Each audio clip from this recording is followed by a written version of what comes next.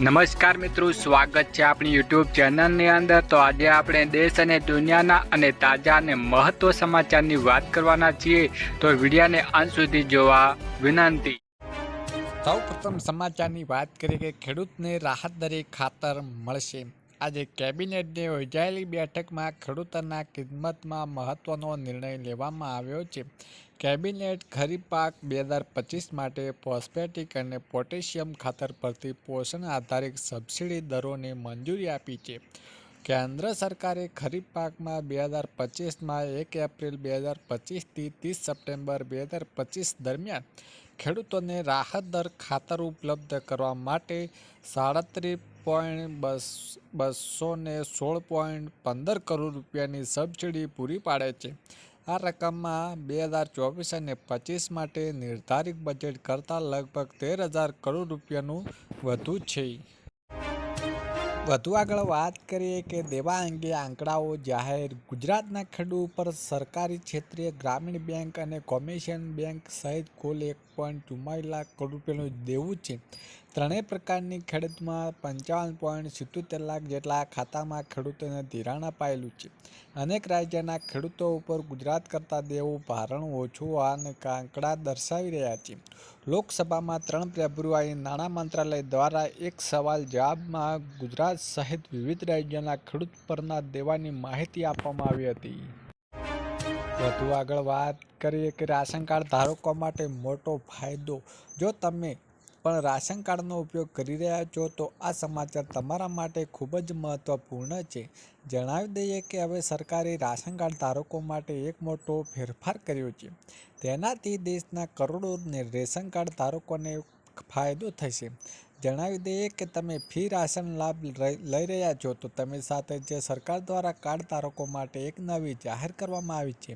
આ જાહેર બાદ રેશન કાર્ડ ધારકોને બેવડો લાભ મળશે। નોંધનીય એ છે કે કેન્દ્ર સરકાર દ્વારા આ મહિનાની ઘણી સેવાઓ લાભ આપવા જઈ રહી છે। આ માટે સરકારે સંપૂર્ણ તૈયાર કરી લીધી છે। સૌથી અગત્યની વાત કરીએ કે બેંક એટીએમમાંથી મોટા ફેરફાર। જો તમે એટીએમમાંથી પૈસા ઉપાડો છો તો આ સમાચાર તમારા માટે મહત્વપૂર્ણ છે। આગામી સમયમાં એટીએમ ટ્રાન્ઝેક્શન માટે વધુ ચાર્જ વસૂલવામાં આવશે।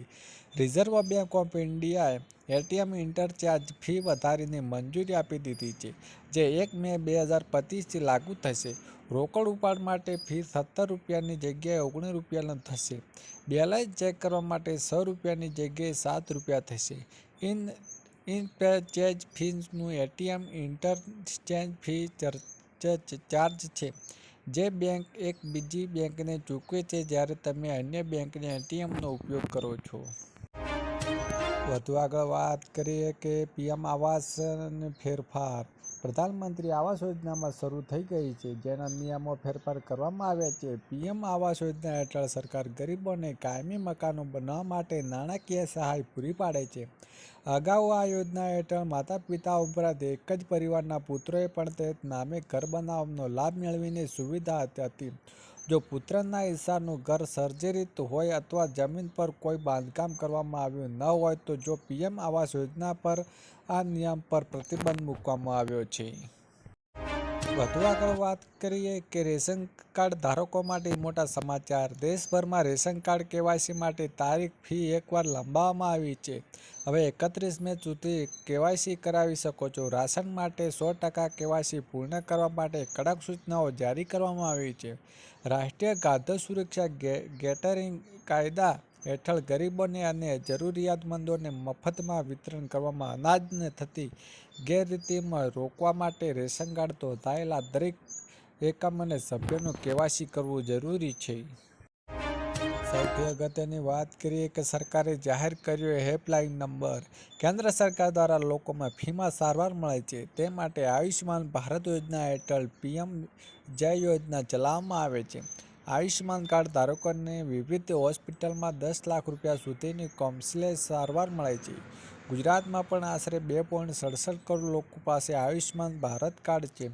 આ યોજનાનો લાભ લેવા માટે લોકોને કોઈ મુશ્કેલી હોય તો ફરિયાદ હોય તો તે માટે ગુજરાત સરકારે હેલ્પલાઇન નંબર જાહેર કર્યો છે। રાજ્યના આરોગ્ય મંત્રી ઋષિકેશ પટેલે સોશિયલ મીડિયા પર પ્લેટફોર્મ પર એક્સ પર મહત્વની જાણકારી આપી હતી।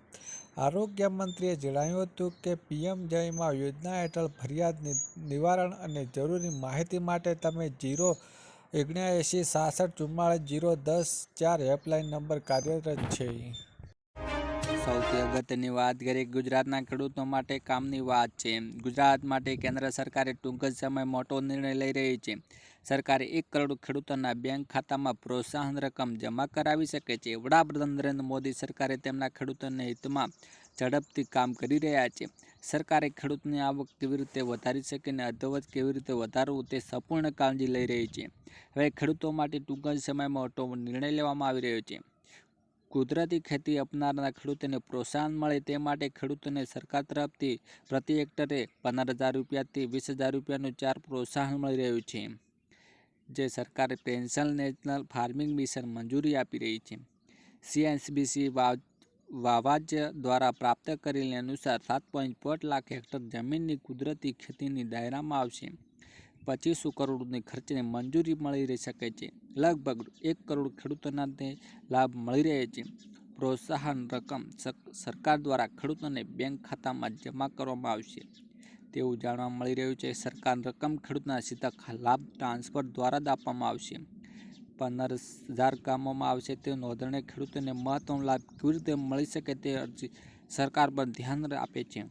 ખેડૂતોના કલ્યાણ માટે પીએમ મોદીનું મૂળ મંત્ર જય જવાન, જય કિસાન, જય વિજ્ઞાન અને જય અનુસંધાન પર કેન્દ્રિત છે. વધુ આગળ વાત કરી કે નમો લક્ષ્મી સહાય યોજના. આ યોજના દ્વારા શાળામાં અભ્યાસ કરતી કન્યાઓના વિદ્યાર્થીઓ શિક્ષકો આર્થિક સહાય પૂરી પાડવામાં આવે છે. આ યોજના હેઠળ આર્થિક રીતે નબળા મધ્યમ વર્ગના વિદ્યાર્થીઓને આ યોજનાનો લાભ મળે. આ યોજના હેઠળ દર વર્ષે ધોરણ 9 થી ધોરણ 12 સુધી વિદ્યાર્થીઓને શિષ્યવૃત્તિ દ્વારા નાણાકીય સહાય આપવામાં આવશે.